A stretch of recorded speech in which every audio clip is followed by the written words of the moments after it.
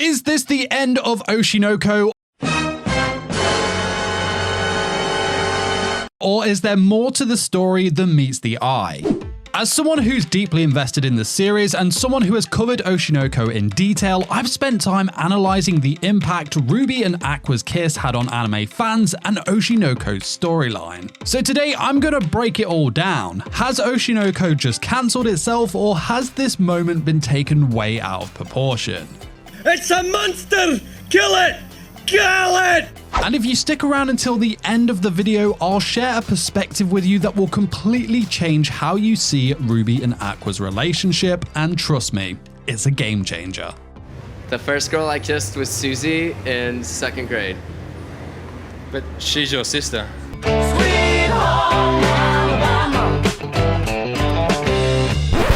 No, I'm being serious.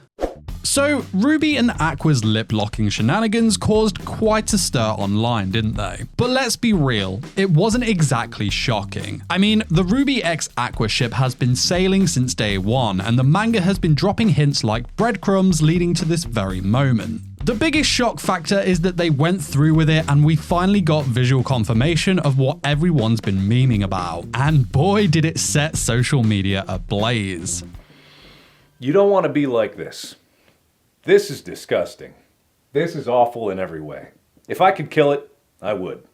But I legally can't. This visual, of course, did the rounds online and got a mixed reaction. A lot of people were angered by it, others knew it was only a matter of time, and, well, let's just say some people took it as an opportunity to let their imaginations run wild. What the F, guys?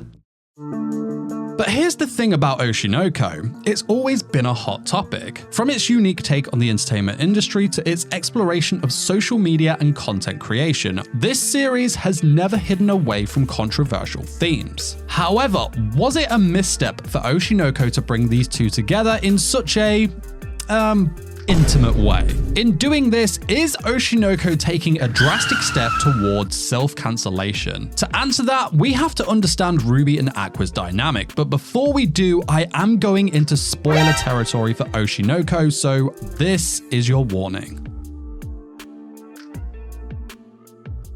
Ruby and Aqua are twins, but they're not your regular brother and sister. No, they remember being other people in their past lives. Serena was very sick and loved an idol named Ai Hoshino. Dr. Goro took care of her and loved Ai too. Serena and Goro, they were super close. After Serena passed away, Goro still loved Ai, eventually having the pregnant idol as a patient of his. Ai then had twins named Ruby and Aquamarine, but the twist was that Ruby and Aqua were actually Serena and Goro reborn. They have all their old memories, but they don't know who the other person really is. And even though they had some suspicions, they mostly lived as normal siblings. Aqua was very protective, but they were basically strangers who happened to be born in the same family. Their true identities stayed a secret for a very long time. It wasn't until chapter 122 that the ball dropped and the two finally revealed their identities to one another in one of the most touching chapters in the entire series. And though this reunion was one of the highlights of Oshinoko, it completely changed the dynamic between Aqua and Ruby and the direction that their characters were heading. They no longer see each other as Aqua and Ruby the strangers, only Goro and Serena, two reunited souls with strong feelings for each other.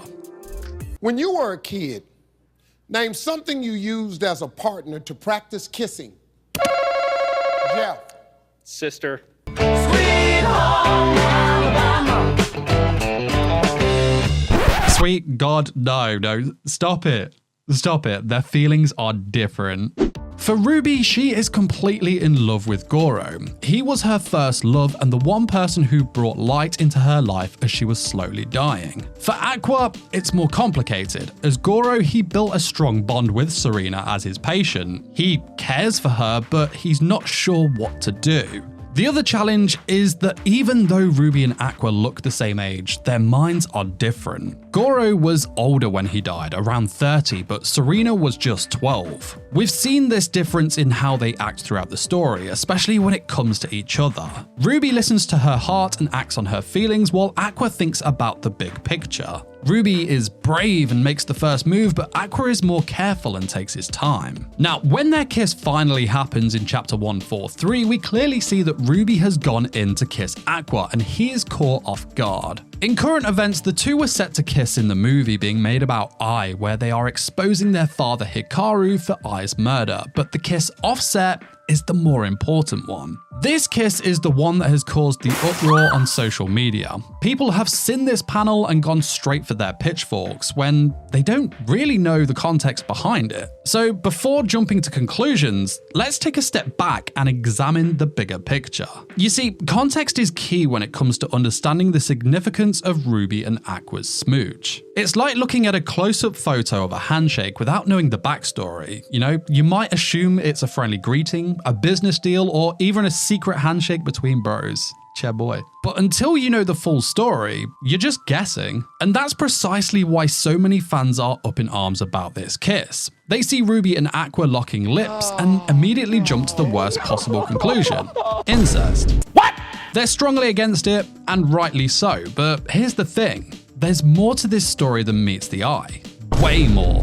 What the f? But hey, don't take my word for it. Dive into the manga, soak up the drama, and see for yourself what all the fuss is about, because trust me, Oshinoko is so much more than just a scandalous kiss. But yeah, in deciding to have Ruby and Aqua's characters kiss, I do agree that they have cancelled themselves to a lot of fans who aren't weekly manga readers. However, for those of us who have been following Oshinoko weekly, this kiss isn't just a shocking plot twist, it's a pivotal moment in the character's development. It's a catalyst for change and a turning point that opens up the doors to so much more. Think about it, how will Ruby and Aqua's kiss impact their relationship dynamics? Does the kiss pave way for romance, or is this just a fleeting moment? How will the other characters react to Ruby and Aqua's kiss, and how will it affect their interactions moving forward? Now, in terms of the other characters in the series, we have seen some of their reactions in recent chapters, but that is all centered around the kiss on set, and they know nothing about the offset kiss. What will be interesting is if one of the other characters will learn of the knowledge of Aqua and Ruby's previous lives. That is a game changer for me. As for what the kiss does for Ruby and Aqua's story, well, that's quite the mystery. I can't see Aqua letting this turn into something romantic, but Ruby is down bad for Aqua and she is pushing for it. Whatever happens next, I am looking forward to more huge moments between Aqua and Ruby. Which leads me to the saddest part about everyone talking about just the kiss in chapter 143. They're missing out on the rest of the story. Chapter 143 was amazing, not just because of the kiss, but because of the heartfelt talk between Ruby and Aqua. It was full of real emotion, just like when they reunited in chapters 122 and 123. It's a shame that some of the fans are quitting the series just because of this one scene. Oshinoko has so much more to offer, and they'll miss out on all the excitement if they stop following it now. The creators will have known that this chapter was going to cause a backlash. I'm sure they will do something about this. The question is, how will the creators of Oshinoko address fan reactions and interpretations of Ruby and Aqua's kiss, if at all? This is how I've always looked at Ruby and Aqua's relationship, and it's let me uniquely look at them. To understand Ruby and Aqua better, let's imagine something. What if you were Ruby or Aqua, and what if your girlfriend or wife was reborn as the other? Your feelings have always remained, but thought that that person was gone. However, now they're right in front of you, in a different body. How would you feel? Would you hide your feelings because they're in a different body now, or would you let your emotions take over? Let's change it up, less romantic but still powerful. Imagine your mother was reborn as your sibling. Would you treat them like a sibling now, or would you still want your mother's love?